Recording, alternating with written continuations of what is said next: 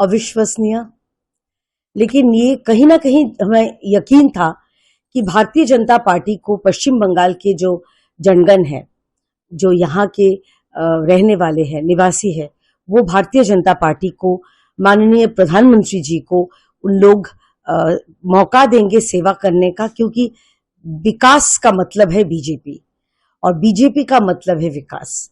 तो इसलिए पश्चिम बंगाल की लगातार पहले 3.5 दशक, उसके बाद 1.5 दशक, 50 साल पश्चिम बंगाल जब जैसे पीछे चलता गया, तो ये पीछे नहीं, अब आगे बढ़ने का वक्त है। पश्चिम बंगाल की जो जन देवता है, गण देवता है, हर एक को उनके चरण में कोटि कोटि नमन। दीदी, हारने के बाद ममता बनर्जी बोल रहा है वोट लूट किया गया है, इलेक्शन कमीशन और भाजपा मिलके वोट लूट किया है, और उन्होंने ये भी आरोप किया है कल जब गया था शेखावत में उसको ऊपर मारा गया है। क्या बोलेंगे पूरा विषय को लेकर? देखिए, ममता बनर्जी यानी तृणमूल कांग्रेस, और जिस पार्टी से उनका जन्म हुआ है कांग्रेस, उनका भी नेता राहुल गांधी जी एक जैसे बात कर रहे हैं। ये बेशर्म की तरह बात कर रहे हैं, बहुत शर्मनाक है। चुनाव में हार या जीत तो होती है। 2021 में हम लोग जीत नहीं पाए थे, तो हम लोग क्या तब ये इल्जाम लगाए थे? नहीं, हमने हार मान लिया था। असल में हमको मालूम था कि क्या हुआ है, जो स्टेट गवर्नमेंट के ऑफिशियल्स से ममता बनर्जी कैसे प्रभावित किया था, काउंटिंग के दिन में खेला हुआ था, लेकिन हमने हार मान लिया था। हमने लड़ाई करी, हमने ग्राउंड वर्कर्स जो है लगातार पिछले 5 साल का परिश्रम का आज फल मिला है। तो ममता बनर्जी जी एक हार को वो नहीं मान सकती। इससे तो ये लगता है कि जैसे छोटे बच्चे होते हैं ना, जो खेल में जीत नहीं पाते, पूरा खेला बोलते कि खेलने नहीं देंगे, नहीं खेलेंगे, तुमने चीटिंग किया है। या छोटे कोई स्कूल के नर्सरी के बच्चे जो होते हैं, जो बच्चे अगर उनका मार्क्स कम मिलता है या उनके माता पिता बोलते हैं कि नहीं टीचर इसको पसंद नहीं करते थे, ऐसी बात है। हार है तो मान लो, सेव सम ग्रेस दीदी, इतना बेशर्म भी मत बनो ताकि पूरा देश, पूरा कौम, पूरा बंगाली समाज आप पे हंसे।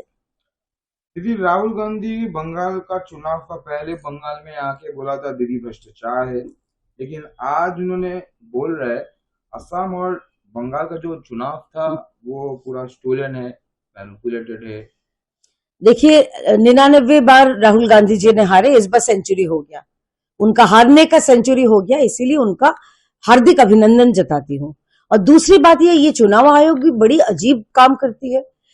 केरला में जब कांग्रेस की जीत हो गई, तब चुनाव आयोग अच्छा काम किया, भालो काज करेছে। तमिलनाडु में जब बीजेपी की मतलब जीत नहीं हुई, टीवीके का जीत हो गया, तब भी चुनाव आयोग अच्छा काम किया। पर पश्चिम बंगाल और असम में, जहां पर पुदुचेरी में, जहां पर भारतीय जनता पार्टी की जीत हुई है, वहां पर चुनाव आयोग काम नहीं करती है। ममता बनर्जी और राहुल गांधी एक ही कॉइन के दो पल्लू है, एक ही कॉइन के दो पहलू है, क्योंकि वो दोनों एक ही जैसे बात करते हैं। जो हार है उसको मानना चाहिए। कर्नाटका में भी बाई पोल्स हुआ है, उसमें मेरे ख्याल से जितना दूर मुझे पता है, उसमें तो कांग्रेस की जीत हुई है। तो जहां जहां कांग्रेस जीता है वहां पर चुनाव आयोग अच्छा काम किया है। राहुल गांधी, आप भी थोड़ा सा मैच्योर्ड हो जाओ। आप तो 50-55 साल हो गया और 5 साल बाद सीनियर सिटीजन हो जाओगे, तो अब तो थोड़ा सा मेच्योरिटी दिखाओ। और एक बार मेरी बात खत्म करने के पहले उनको लगातार सेंचुरी, हार की सेंचुरी के लिए अभिनंदन।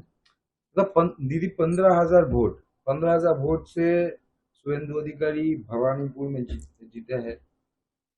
क्या बोलेंगे इस जीत का बारे में? तो ऐतिहासिक तो जीत है ही बंगाल के लिए, लेकिन स्पेसिफिकली ये कौन सीट के लिए? ऐतिहासिक, अभूतपूर्व। और पश्चिम बंगाल के हर जनता जो वोट किया है, यहां तक नंदीग्राम के और भवानीपुर के जनता को खास करके धन्यवाद।